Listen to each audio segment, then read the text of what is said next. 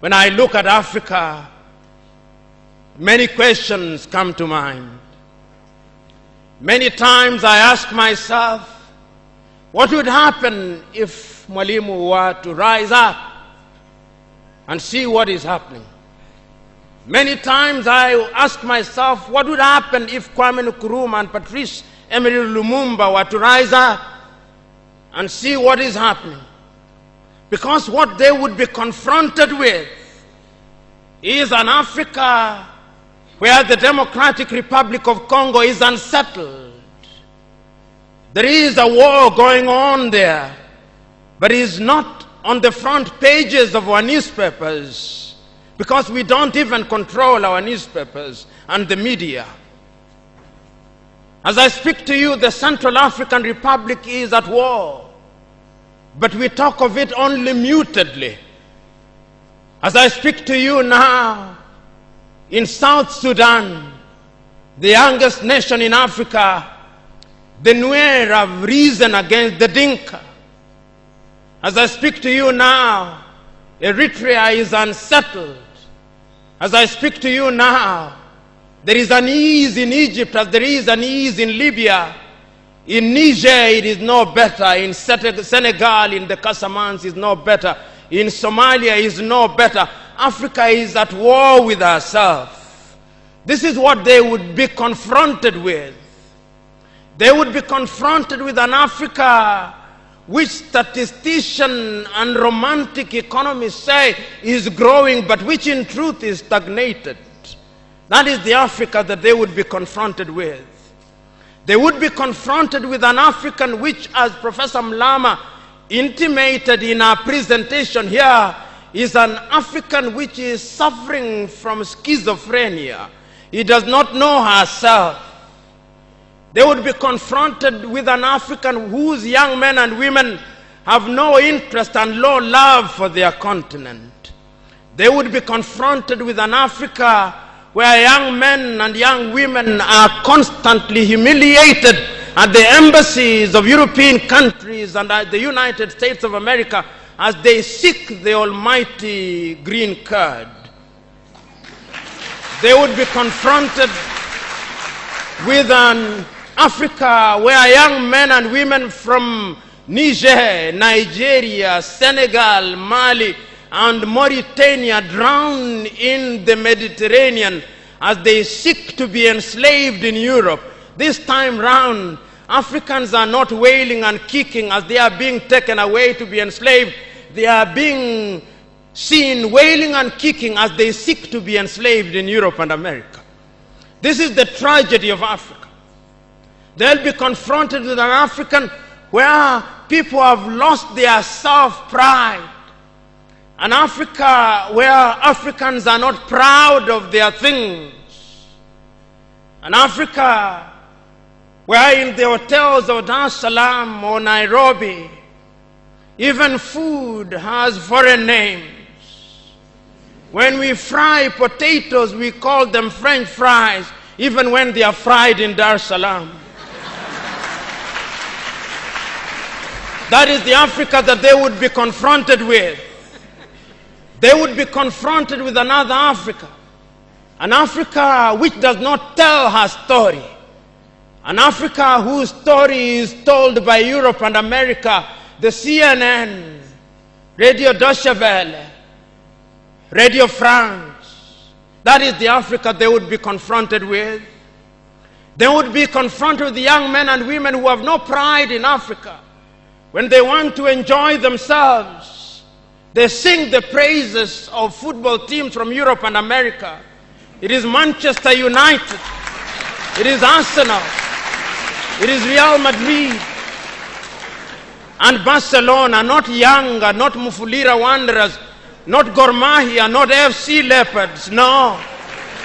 That is the Africa that they would be confronted with. They would be confronted with an Africa which does not enjoy its theater and drama. That Africa celebrates Leonardo DiCaprio. It celebrates Angelina Jolie and Brad Pitt. The Africa does not celebrate Genevieve Naji of Nigeria or Rita Dominic or Lou Jacobs of Nigeria. It does not celebrate Bongowood or Nollywood or Riverwood. It celebrates Hollywood. That is the Africa with which they would be confronted. They would be confronted with African women whose greatest source of joy is cheap grade B Mexican soap opera, La Patrona, La Mujer de mi Vida, The Rich Also Cry. Why must we remind ourselves of these realities? Because throughout the ages, the battle has always been the battle of the mind. And if your mind is conquered, then you are going nowhere. And that is why in the ages of enlightenment in Europe, the great René Descartes said, cogito ergo sum, I think, therefore I am. And therefore, if Africans are to begin to make a contribution in their affairs, Africans must begin to think. But the question is, are we thinking? We have universities in their numbers. Tanzania has universities including Dar es Salaam. Nairobi has universities, as indeed Kampala, as indeed South Africa, Johannesburg. We have all these universities. We have engineers. But our roads are not being made by Tanzanian civil engineers. It is the Chinese who are present in this assembly who are making our roads.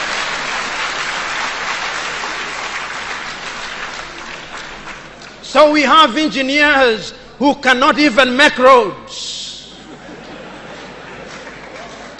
We have doctors whom we have trained. But when we are sick, particularly if we are of the political class, depending on who colonized you, if you are colonized by the United Kingdom, you rush to London. If you are colonized by the French, you rush to Paris. If you are colonized by the Portuguese, you rush to Lisbon. And if you are colonized by the Spaniards, you rush to Madrid, Spain. And recently, because the Asians are beginning to get their act together, we run to India. And very lately, because the Arabs are also beginning to get their act together, we run to Dubai. Notwithstanding that we have the Kenyatta hostels of this country, the Muhimbilis of Tanzania, the Chris Hani Baragwanaths of South Africa, and the Mama Yemos of Kinshasa in Zaire or the Democratic Republic of Congo, but we have no faith in our doctors. In the area of education, we also don't have faith. Our political class introduced something that they call free education, but it's free indeed, free of knowledge.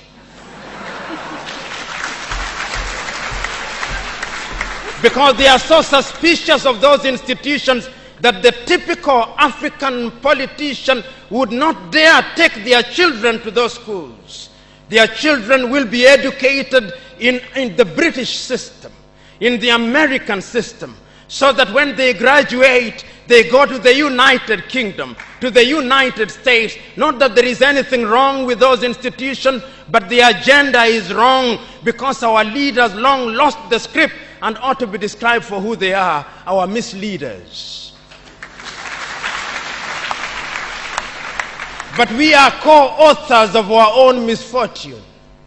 Whenever we are given an opportunity to elect our leaders, we are given a blank check. And if you permit me a little latitude, and if you give me a blank check, and you allow me to analogize, and you say that I'm given the blank check to buy a Mercedes Benz, what we do is that when we are called upon, having been so empowered, we buy what one calls a tuk-tuk from India and expect it to behave like a Mercedes Benz. How does that happen? Because what we do is to elect thieves. We elect hyenas to take care of goats, and when the goats are consumed, we wonder why.